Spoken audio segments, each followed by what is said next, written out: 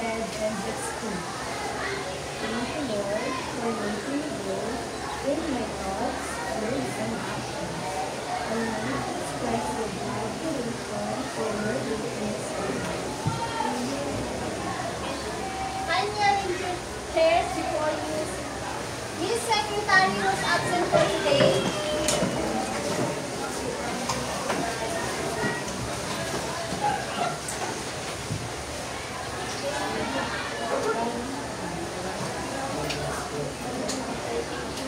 So this is our classroom rules. Listen, participate if you want to answer, just raise your hands and respect one another. Before we start, let's sing the science song. Okay. Okay, ready? Song. Ready for the song.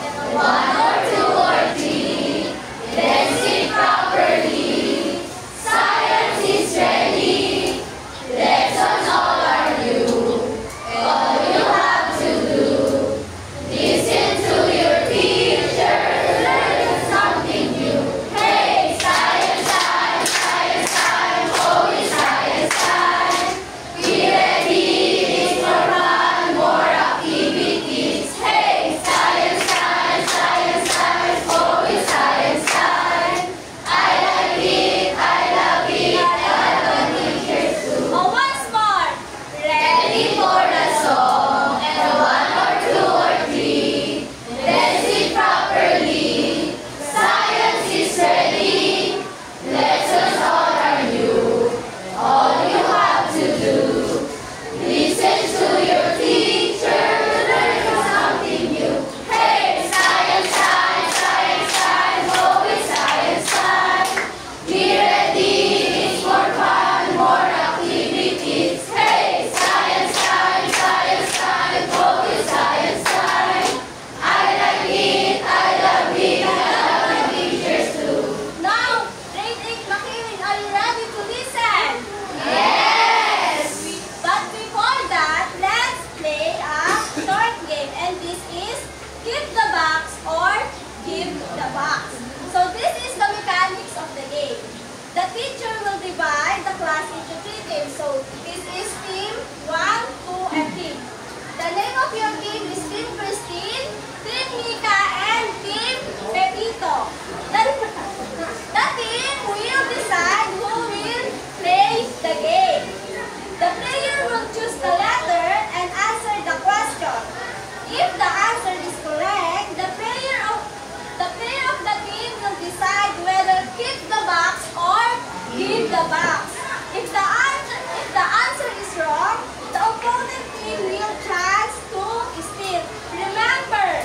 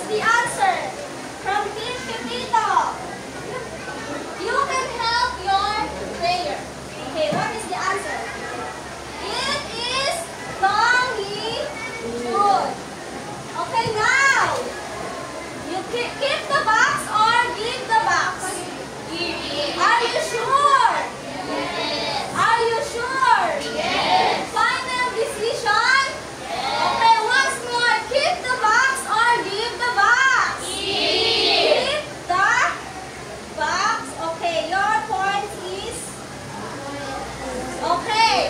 The team Christine is minus 100 points. The team Nika is plus 1,000 points. And team Pepito is minus 300 points. Okay, team Christine, who will be your next player? Another player. Oh, stand up. Team Christine. Okay, Jenica. Jenica, stand up. You will be the player of your team. So choose a letter. Letter. This is your question. What is monitored within the pond? You can help your player, Team Christine.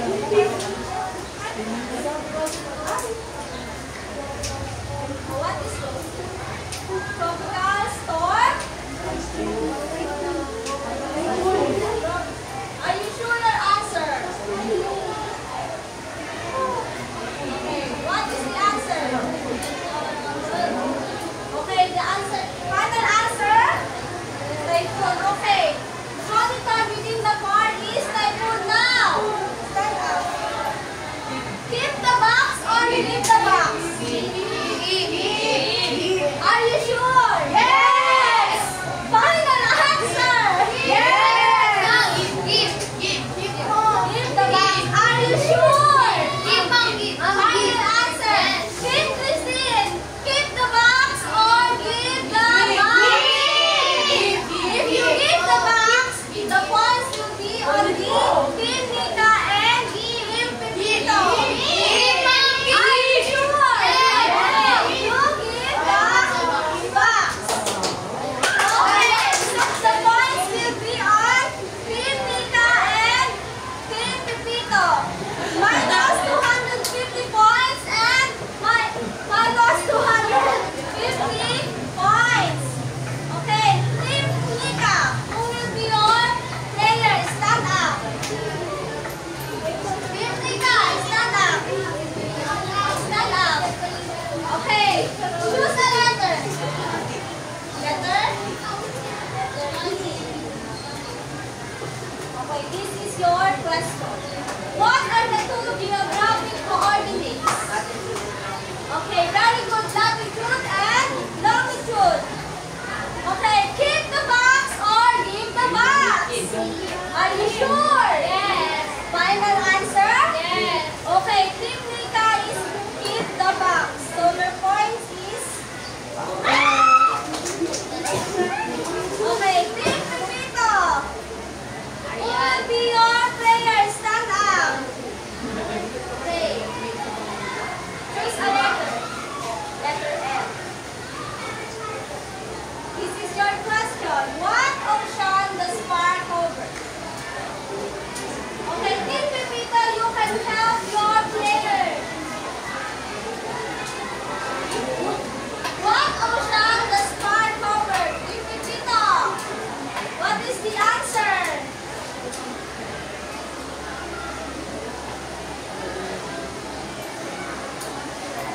What is the answer, Team Pepito? Okay, Pacific Ocean. Very good. Okay. Give the box or give the box? Are you sure, Team Pepito? Yes. Final answer?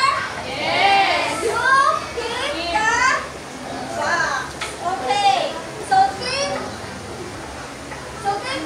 Team Christine, what is your point? 0. Team? Okay, and Team Pepito? 100. And the winner of the game is Team Nika. And the prize is okay.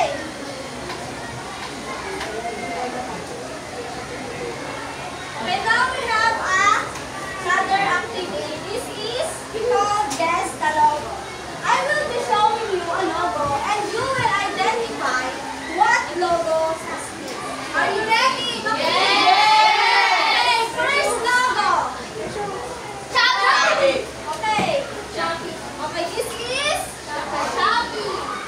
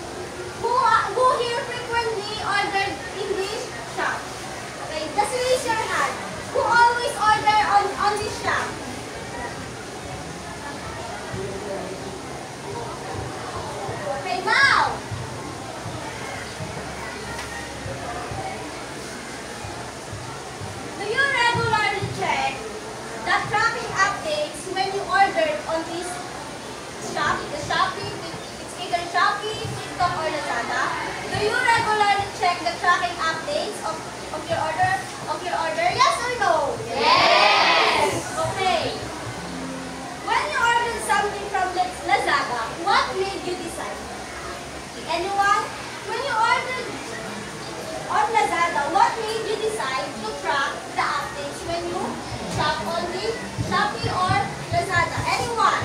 What made you decide to check the tracking updates? Precious, can you please stand up? What made you... Are you ordering on the shop? Yes or no? What made you decide when you ordered on this shop? When you track the tracking updates?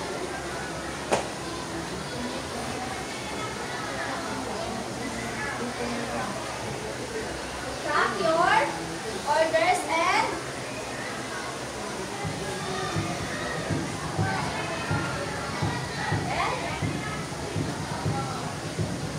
okay, you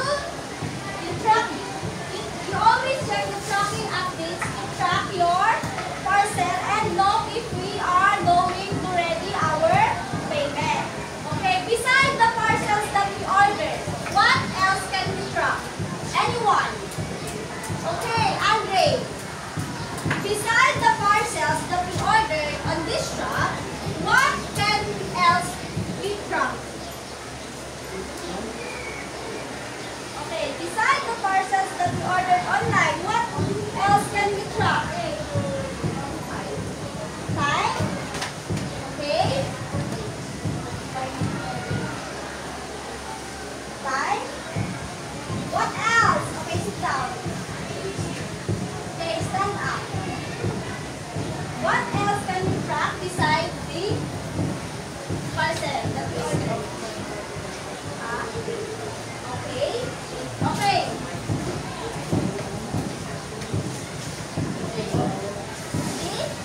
Okay, very good. The location. We can also track the location or the places that we want to visit on how many years or far from them. Okay, can we track the typhoon class? Yes. We can also track the typhoon. Okay, very good.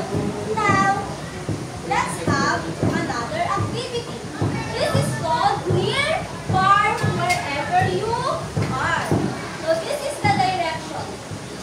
Given the latitude and longitude, each group need to plot the coordinates point and connect with the line.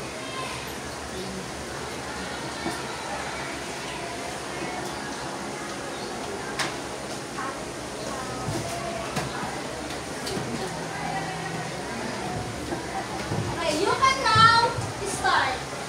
So this is the that is group activity. You can collaborate with your teams and help as much as you can. Again, that is group activity. After you plot and connect with the line, you need to paste it here. This is group 1, 2, 3, 4, and 5. You can now start. You can collaborate with your group mates and help as much as you can.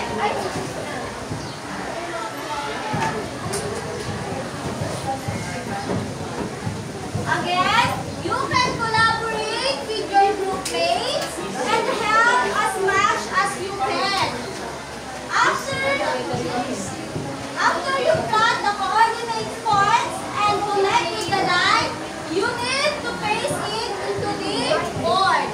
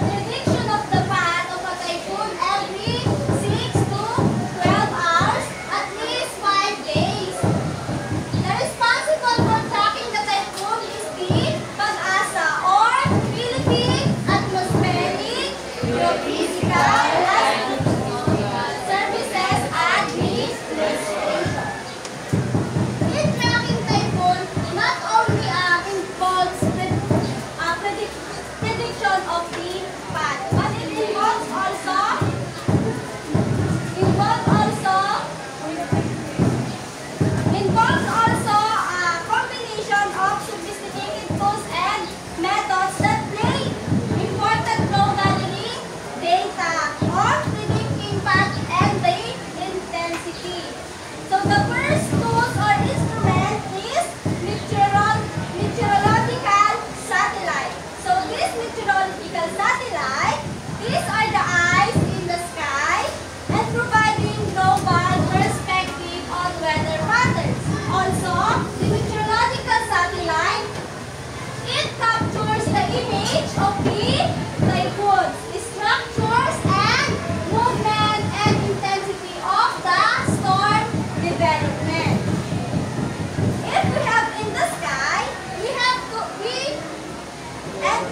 tools in foreground base, and this is the weather radar. So weather radar, it helps also to detect the precipitation and the wind patterns associated with the typhoon, and helping also to track its path and intensity. If we have in ground base, there is also for ocean or for the water. So this is the weather buoys.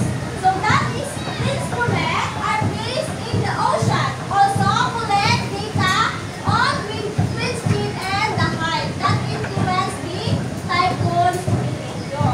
So another tools that involves in tracking the typhoon is the computer model. So these models also help to improve the accuracy of the path and intensity of the typhoon. And lastly is the historical data. So historical data analyzing past typhoon data that helps meteorologists to understand the storm and typical behavior predicting into the future. Okay, so that is the involved tools and methods that in use in tracking the typhoon.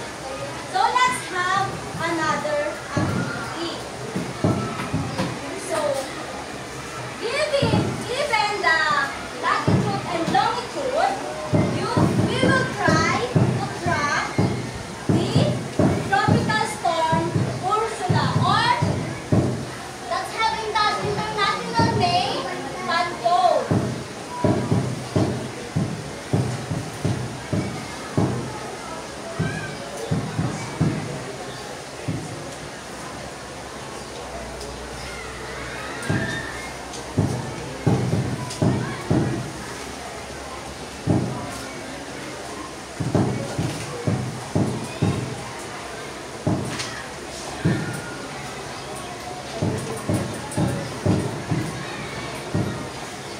Okay, given the latitude and the longitude, we will try to plan the tropical storm Ursula.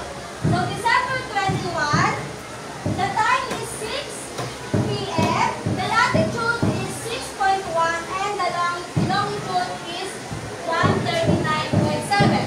Who will try to plan here? Anyone? Okay. Can you plan? The December 21, 2019, the time is 6 p.m., the latitude is 6.1 and the longitude is 139.7.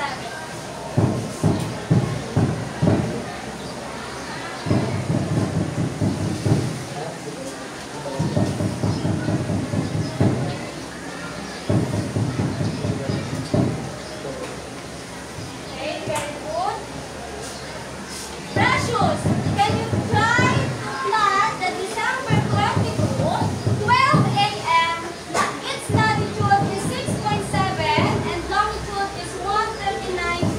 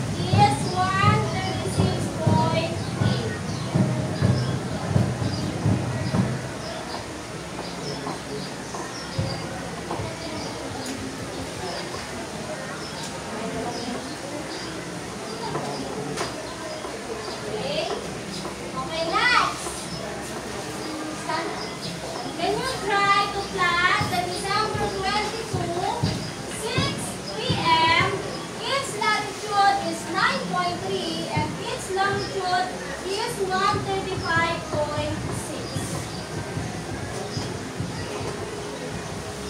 December 22, its latitude 9.3 and its longitude is 135.6.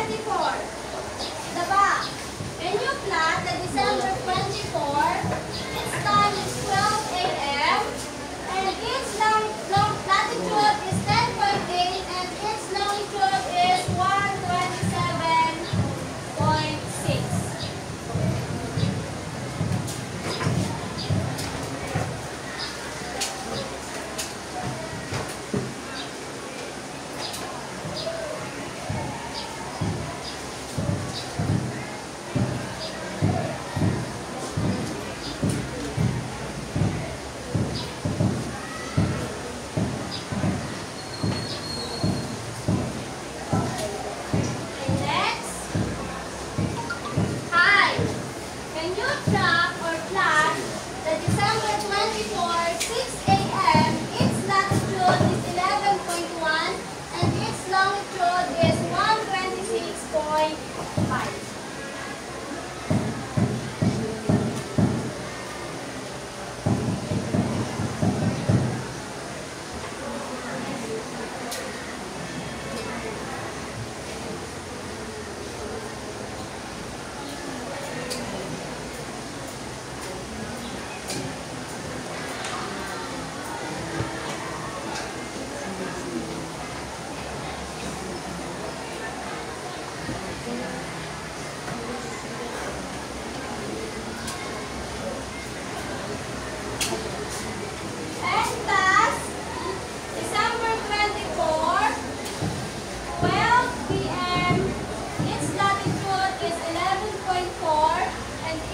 longitude is 124.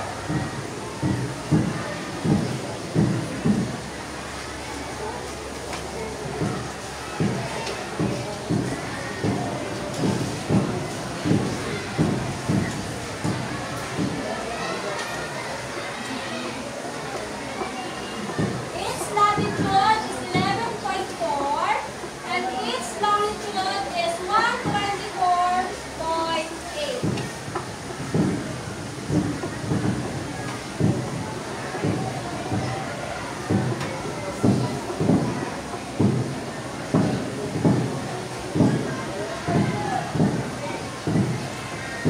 Okay.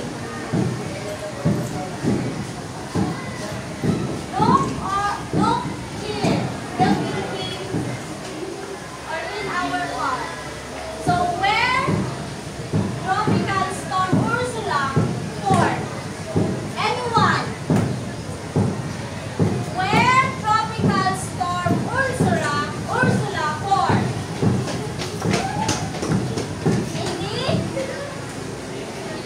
In the Pacific